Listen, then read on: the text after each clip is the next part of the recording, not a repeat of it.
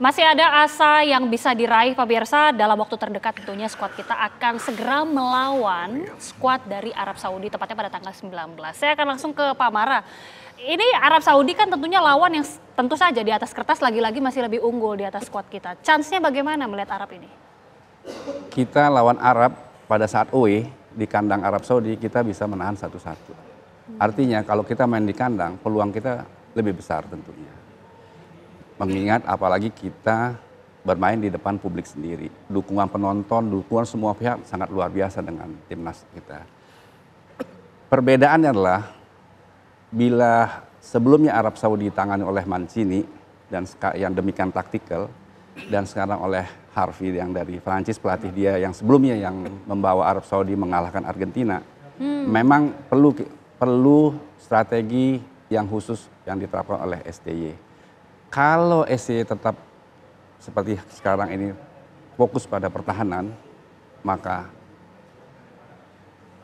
berat bagi kita untuk mengimbangi Arab Saudi. Karena apa? Ada rumus sepak bola pertahanan yang paling baik itu adalah menyerang. Oke. Main terbuka. Kita lihat pada malam ini juga Jepang, kalau kita lawan Jepang, pada saat kita main terbuka kan kita bisa menguasai permainan. Tapi yang pasti ujunglah yang setiap pemain kita punya peluang harus diselesaikan dengan baik. Begitu peluang tidak terjadi gol, maka bukan tidak mungkin kita yang akan kebobolan. Mas Bagus, ini mungkin banyak yang belum paham begitu ya. Ketika pertandingan melawan Arab Saudi, bagaimana kans kita untuk lolos dari terutama dari kualifikasi ini? Apakah masih ada sejumlah pertandingan lagi yang harus di? Kalau berdasarkan hitungan polos ya, kita menghitung polos, kita masih punya 5 pertandingan. Kalau menang semua kita bisa mengumpulkan 15, berarti tambah 3, 18 poin. Itu peluang untuk maju ke putaran keempat itu terbuka. Tapi kita harus tahu bahwa dari 5 ini adalah kita punya 3 laga home. Maka secara hitungan matematis lagi secara teori, 3 laga home inilah kita berusaha untuk mengambil poin penuh. Atas Arab Saudi, atas Bahrain dan juga atas Cina. Karena 2 laga lainnya kita akan away ke Australia dan juga ke Jepang terakhir sebagai penutup. Nah tentu saja away ke Australia dan away ke Jepang menjadi PR tersendiri karena secara pengalaman mereka lebih bagus dan memang tidak mudah mengambil mengambil poin di kandang lawan. Ya, kita harus maksimalkan di kandang ini, di kandang sendiri di GBK. Apakah kita bisa ambil dari Arab Saudi nanti pekan depan, Cina dan juga Bahrain. Memang kalau secara histori, secara sejarah kita harus akui sebenarnya kita harus bersyukur dengan 3 poin yang ada sekarang karena kita belum pernah ada di sini sebelumnya kan. Gini, paling enggak kita terbuka bahwa memang level Asia sesungguhnya itu ada di putaran ketiga dan di manakah posisi kita sebenarnya itu yang bisa kita ambil sebenarnya pelajarannya. Pak Mara, kekalahan ini kan artinya bagi Sintayong ini sudah 2 kali ya. Kita kalah 0-4 dengan Jepang itu sejujurnya lebih baik dibanding Bahrain dan Cina. Bahrain dibantai Jepang 5-0. Cina dibantai 7-0. Kita masih bukan dibantai sih. Digorok 4-0. Beda bahasa. Ya, secara angka kita masih lebih bagus. Gitu. Jadi recover psikologisnya lebih cepat. Gitu. Saya yakin lawan Arab Saudi apalagi modal kita deruk di kandang dia, di kandang kita saya yakin pemain-pemain kita lebih berani untuk keluar. Gitu. Bagaimana melihat kemudian mentalitas ya? Ini kan sangat berpengaruh ketika 0-4 tidak bisa dipungkiri ya Pak Mara. Pasti kemudian cukup terpukul. Tapi kalau lihat tadi meskipun kita tertinggal 0-4 mereka kan tetap bermain dengan fight. Tidak terganggu dengan hasil 0-4. Dan saya yakin bahwa proses recovery-nya tidak lama. Mereka akan sebagai pemain-pemain profesional akan cepat kembali kepada jalurnya. Setidaknya kalau kita perhatikan di 2 laga terakhir kita itu malah bermain jauh lebih berani, lebih bagus ketika dalam posisi tertinggal. Ketika lawan Cina juga ketika kalah 2-0 kita bermain lebih terbuka, lebih berani. Hari ini juga kita perhatikan sebenarnya ketika kalah 3-0, tertinggal 3 gol kita juga bermain lebih bagus, lebih attacking. Tidak ada rasa grogi ataupun kalah duluan, enggak gitu. Ini saya pikir ini baik. Dari pantauan analisa Mas Bagus seperti itu ya, memang terlihat mentalitas pemain kita. Di luar bahwa mungkin lawan juga sudah mengendorkan pressure-nya, tapi respon ya, kita bisa respon pemain kita bagus gitu loh. Karena kalau pada umumnya kan kalau udah kalah 3-0 ya ngapain sih berjuang lagi, tapi enggak, kita masih berusaha, kita masih kejar itu. Karena itu pilihannya, apakah STY lawan Arab Saudi akan masih menggunakan strategi bertahan dulu, menunggu atau bermain normal, main terbuka. Seperti pada saat tertinggal. Pada saat kita tertinggal lawan Bahrain, kan kita main terbuka kan kita bisa hampir menang. Iya. Dan harusnya menang kalau tidak ada kejadian wasit World Cup kan. Oke, strategi apa yang kira-kira yang paling tepat tentunya khususnya menghadapi Arab Saudi ya?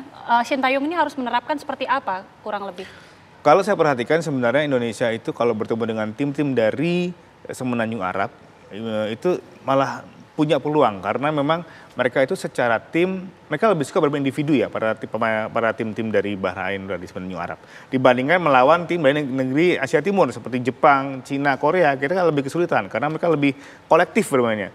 Melawan tim-tim yang dari Arab Saudi seperti Arab Saudi, Bahrain mereka secara individu ingin show off dan itu akhirnya meninggalkan lubang-lubang tuh. Itu bisa kita manfaatkan sebenarnya. Ya tinggal pendekatannya seperti apa. Gitu. Ini kan tadi ketika disebutkan bahwa mentalitas dari skuad kita ini tampaknya sudah jauh lebih dewasa. Ini menjadi modal tersendiri artinya. Betul, modal tinggal sekarang bagaimana STY. Dan lawan Arab Saudi saya kira pertaruhan nasib STY. Kalau kalah saya yakin PSSI akan mengambil sikap kepada masa depan STY.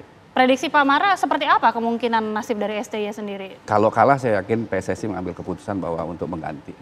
Oke. Mas Bagus bagaimana? Ya ini kan sebenarnya risiko pekerjaan saja kan begitu.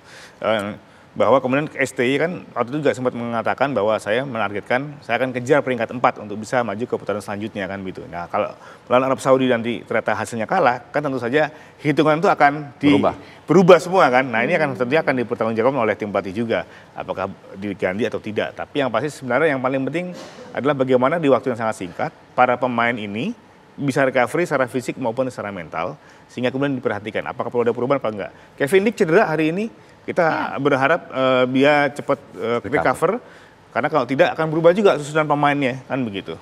Karena saat ini sudah ada hari ini ada 4 pemain yang tidak disertakan begitu ya karena bagian dari peraturan begitu. Apakah nanti 4 ini akan disertakan di laga kedua berikutnya atau mungkin tetap ada di luar kita tidak tahu. Oke, waktu kurang lebih sekitar 4 hari lagi sebelum menuju tanggal 19 untuk pertandingan selanjutnya. Di sisa waktu yang kurang lebih relatif cukup singkat, Pak Mara. Apa yang kira-kira ini harus dimaksimalkan untuk para pemain? Lebih pada recovery psikologis. Ya. Lebih pada psikologis. Habis itu dengan tidak akan mungkin ada latihan berat di sini. Betul. Pasti recovery, lebih pada recovery, istirahat. Ya main biasa gitu, latihan ringan untuk menggalikan kebugaran. Dan saya yakin mereka akan cepat kembali karena mereka adalah pemain-pemain profesional dan bermain di liga-liga Eropa, pemain-pemain kita saat ini. Jadi rasanya secara psikologis mereka cepat akan terpulih. Tinggal lawan Arab Saudi penentuanlah soal nanti line up-nya seperti apa, taktiknya seperti apa, itu semua kembali pada STY. Oleh karena itu baik bila PSSI juga terbuka memberikan warning kepada STY agar memberikan yang terbaik pada laga nanti di Arab Saudi. Oke, sekali lagi kita tentunya mengharapkan hasil terbaik dan usaha terbaik, kita apresiasi dan tentunya kita akan terus dukung skuad Garuda untuk pertandingan selanjutnya.